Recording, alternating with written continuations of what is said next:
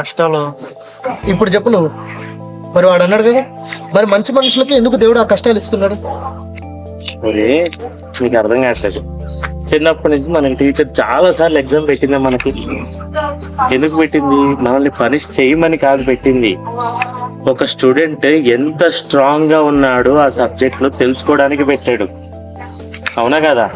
దేవుడు కూడా అంతే. మనకు వచ్చే కష్టాలు మనల్ని ఎరగదీయడానికి కాదు, పడేయడానికి కాదు, మనం ఎంత నేర్చుకుంటున్నాం వాటి నుంచి అనేది, ఎలా మనం తయారవుతున్నాం అనే దాని గురించి నేర్పించడానికి పెడతాడు ఆ కష్టాలు.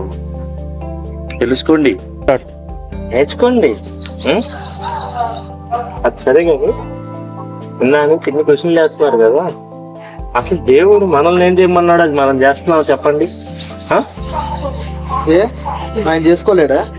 ఆయనకు శక్తులు లేవా? ఆయన మంచిగా చేసుకుని నీకు తెలియదా? అందుకనే కదా ఆయన మీకు దేవుడు అని పేరు